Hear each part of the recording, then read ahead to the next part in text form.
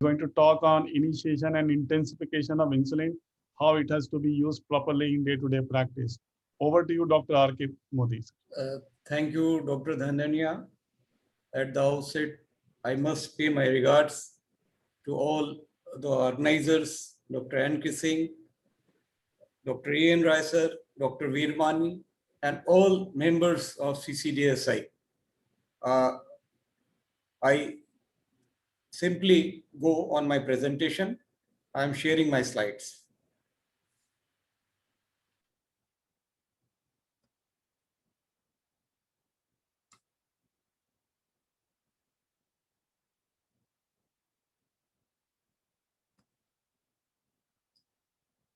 So we have just finished the journey of insulin. Now it is time to initiate insulin and intensify at proper time and at proper indications. So there are multiple dimensions of insulin. What is insulin? What are the indications of insulin? How to initiate an insulin and how to intensify. Endogenous insulin is a naturally occurring hormone produced by beta cell of pancreas, and it is secreted in portal vein. Its action and secretion is according to the body demands. So it is a inborn smart insulin. Nowadays we are talking about smart insulin, but our natural insulin is a real smart, real hello insulin. Exogenous insulin is produced in the laboratories with the help of recombinant DNA technologies, but it can be administered at fixed time by a fixed route, mainly by subcutaneous, but sometimes by intramuscular or intravenous route. So this is a hero, this is a beta cell, and the main actor is glucose, because glucose is the key regulator in the synthesis and secretion of insulin. With the help of a transporter, it enters in the beta cell, undergoes glycolysis. In mitochondria, ATP is generated that closes the potassium channel. There is depolarization of beta cell, opening of the calcium channels, and degranulation of the secretory granules, and insulin is secreted along with C-peptide. Just to recapitulate the structure of insulin, two chains, alpha chain and beta chain, both connected together with a C-peptide, that is connecting peptide chain, and these two chains are joined together by disulfide bond. And what are analogs? These analogs are modern insulin, and again it can be manufactured with mild alteration in the insulin chain, and it mimics the normal endogenous insulin profile because it acts early and it goes early. So there are less chances of hypoglycemia. So just to revise the biochemistry of insulin, how important it is, because once we know the importance of insulin, only then we can use insulin at proper places, at proper indication. Insulin can increase glucose uptake in muscle and adipose tissues. It causes glycolysis. It causes glycogen synthesis. It causes protein synthesis or anabolic action of insulin. And at the same time, it stops gluconeogenesis, stop glycogenolysis, stop lipolysis, stop ketogenesis, and stop proteolysis. So in nutshell, on carbohydrate, there is the net effect is hypoglycemia. On lipid, the net effect is lipogenesis, and on protein, the effect is anabolic one, that is protein synthesis. So now when we look to the diabetes or its pathophysiology, we see it is a chronic condition where there is progressive loss of beta cell function.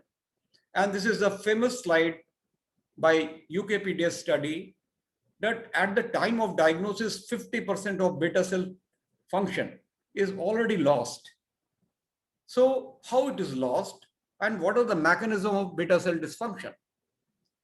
The main factors are reduced beta cell mass due to increased apoptosis, decreased regeneration, glucotoxicity, lipotoxicity, beta cell exhaustion, which is temporary process. Mind it, beta cell exhaustion is a temporary process, but it may progress to beta cell failure, which is a permanent one. And this is an important thing, that insulin can arrest this beta cell exhaustion if started at correct time. Then amyloid deposition, which is another mechanism of beta cell dysfunction, and this amyloid deposition reduce beta cell mass, that means increase apoptosis. These are worsened by sulfonylurea administration. But oxidative stress, beta cell exhaustion, lipotoxicity, and glucotoxicity, all these important events can be improved if we use insulin. So we have also learned that every 1% drop in AC can reduce long-term diabetes complication. And it is not only one study, but many studies, DCCT, Comato studies, Accord studies, Steno 2, advanced studies, VADT, and many more. They have proved, there are multiple evidence. They suggest that poor control leads to complication. And the body memorizes everything. It memorizes its insult. And there are benefits of early intensification. So each 1% drop in AC can change the outcome of diabetes. And here this slide is showing the reduction of HbA1c, and these are the various drugs which we use, GLP-1 analogs, DPP-4 inhibitors, and here we see that biphasic insulin can maximum reduction in AC level. So when to start? And what are the indications? And what are the newer indications? So we start insulin at diagnosis when the fasting blood sugar is more than 250, postprandial is more than 300, AC level is more than 9%.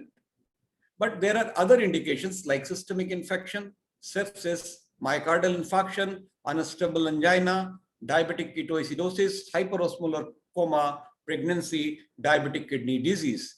And in this list, there are two new indications. One is young onset type 2 diabetes, and other is the new diabetes developing during this COVID era.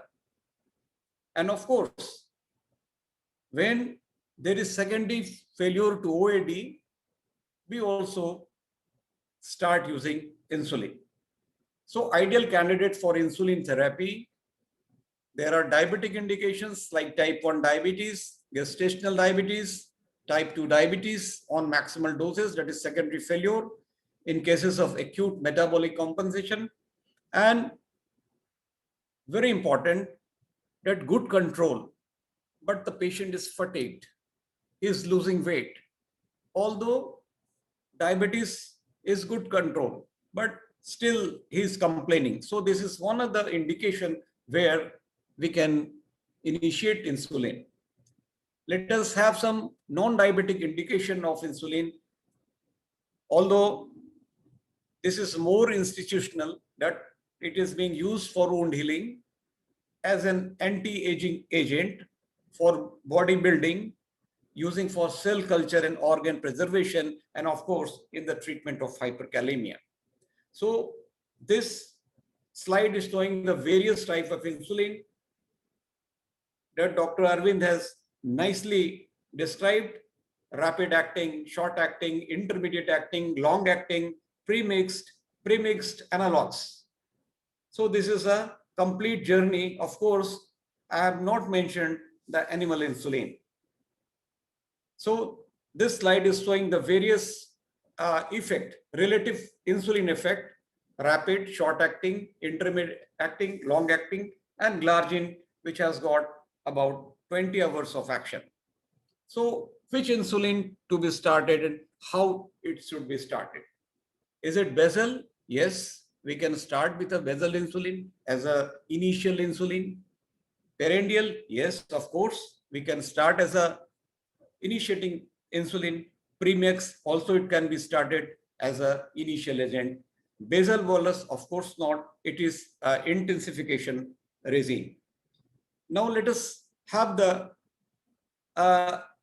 contribution of fasting plasma glucose and post-prandial plasma glucose to the HbA1c, because insulin regime to be implemented, it depends on the level of overall hyperglycemia. And if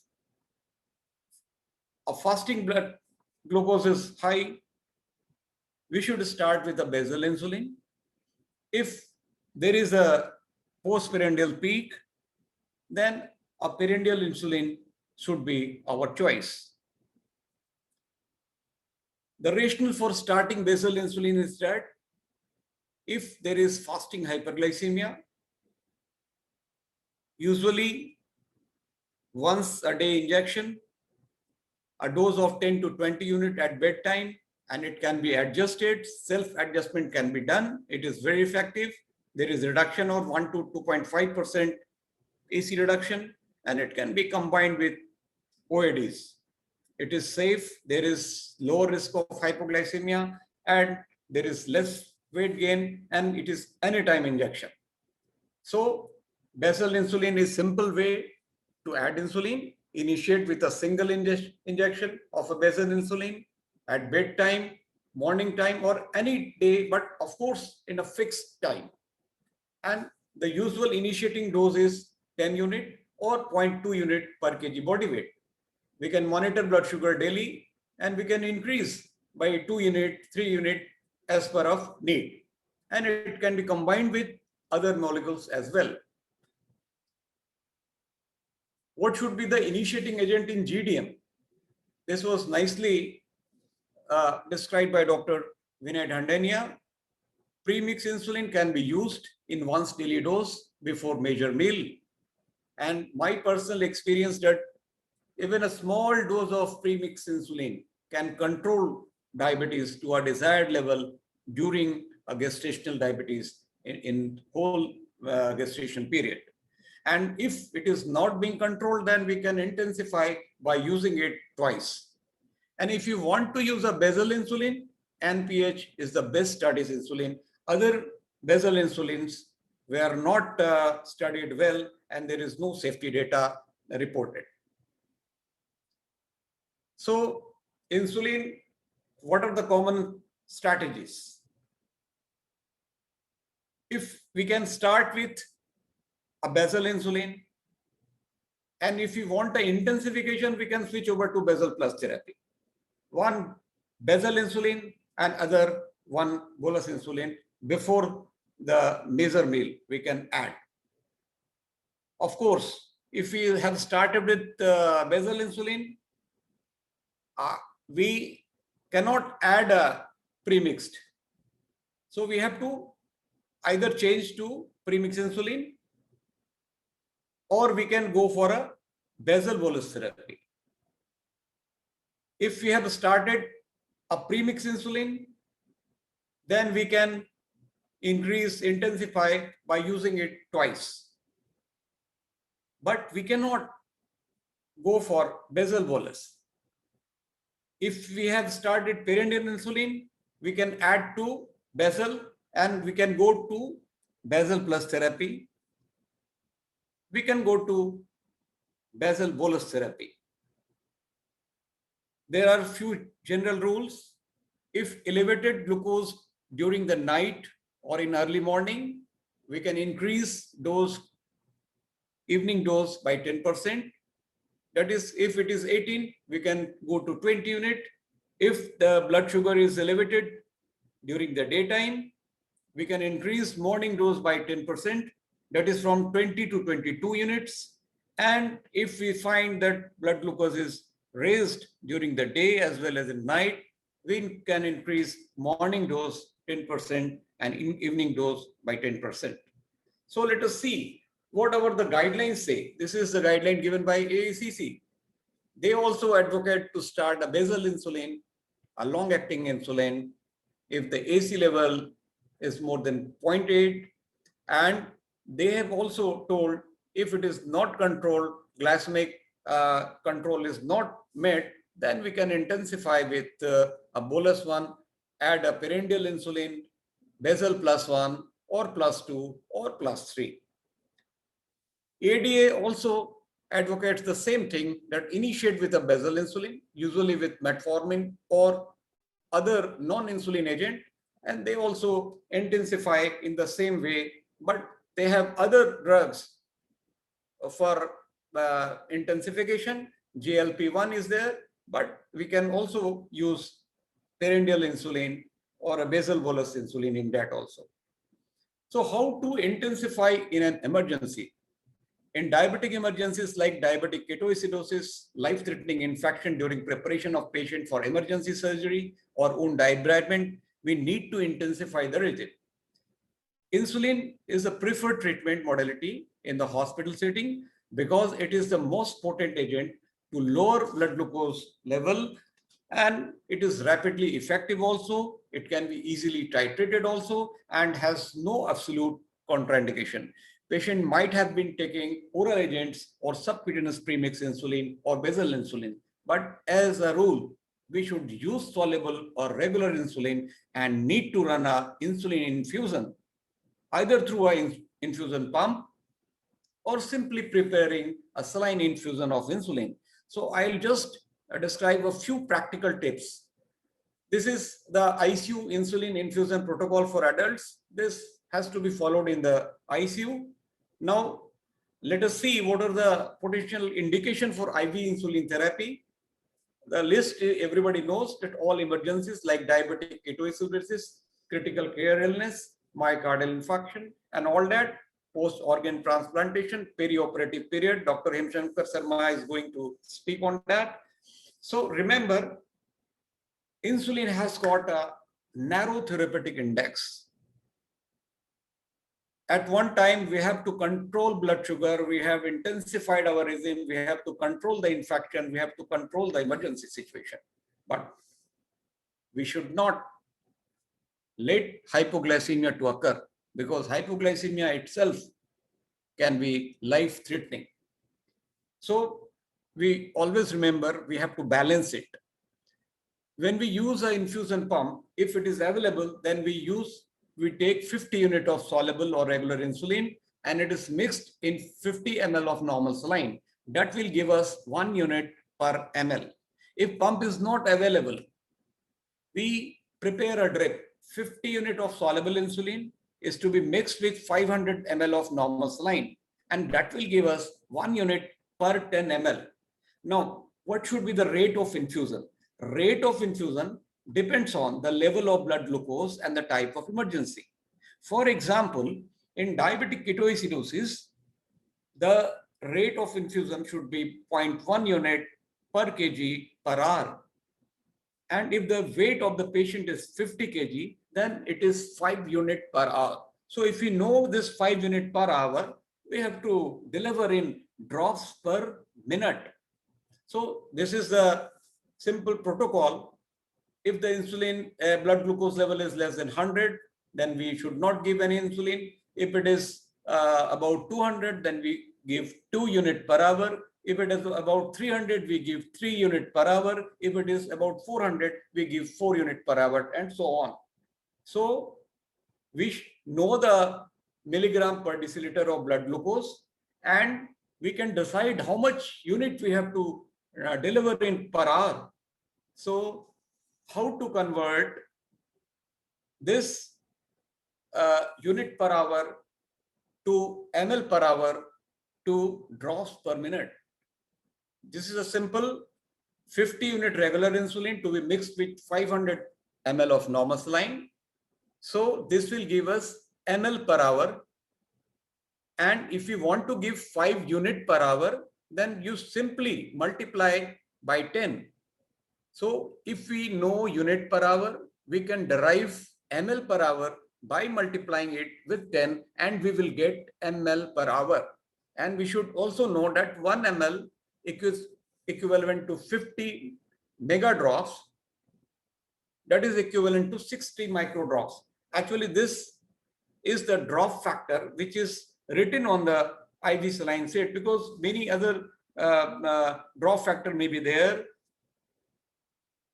and it depends on the type of saline set, whether it is saline set for blood transfusion or plasma transfusion or for IV fluid transfusion. So drop factor is very important, and that is written on the saline set.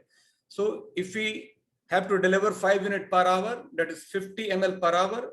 So 50 ml per hour means 50 into 15, that is 750 mega drops per 60 minutes. And if we, by dividing by 60, we will get 12.5 or 12 drops per minute. So in this way, we can convert unit per hour to drops per minute. Our aim is to bring down blood sugar to normal in 6 to 8 hours. And optimal reduction should be about 50 to 70 milligram in the first hour. If there is no desirable reduction in 1 hour, then we simply double the dose. If you are giving 20 drops, we will just make it 40 drops per minute to maintain the steady decline. Always remember, ICU glycemic target is 140 to 180 milligram %. So to the end, the take home is insulin is a life-saving drug with pleiotropic action. Timely initiation and timely intensification can reduce morbidity and mortality in diabetes. We should always remember that the narrow therapeutic index of insulin while considering intensification. Metabolic memory is very important, and it must be considered in treatment plan. We must try to overcome insulin inertia from patients as well as from our practice. So thank you very much. Probably I have finished in time. Yep. Thank you, Doctor, for finishing in time, and a very useful and very clear-cut presentation on initiation of insulin, from the structure of insulin to the start of insulin to the intensification of insulin, and even the very, very clear-cut guidelines how to actually use the most difficult part of insulin infusion. Very, very easy how to use insulin infusion as well. So we can have questions and suggestions for Dr. Can I have a question? Sure. Yes, sir. Please go ahead. Wonderful talk, Modi. My query is in initiation of insulin in OHA failure, whether we should continue the oral hypoglycemic agent, or if the blood sugar control, then you can decrease the doses of oral hypoglycemic agent, or how can we go proceed further? Because it's a practical question. Many other patients ask, and the if I am answer taking is, insulin, why should I take oral hypoglycemic agent? Right, sure. Question is very practical. The answer is also very practical, because once we have reached to that stage of the secondary failure, that means we have already doubled the dose. And it is written in pharma books that once you double the dose and you are not getting the response, means you are inviting the side effects of the drug. So in that case, unnecessary exhaustion of beta cell is not good. We can reduce the dose beta cell, because once you stop suddenly of the oral drug, then you will the blood sugar will become very high. So you reduce the dose of the oral drug Dr. Modi, and add insulin. Dr. Modi, Yes, the answer is very simple. If you are starting basal insulin, you can continue with oral. But if you are starting premix and twice daily, except from metformin, you have to stop all others. Finish. Yeah,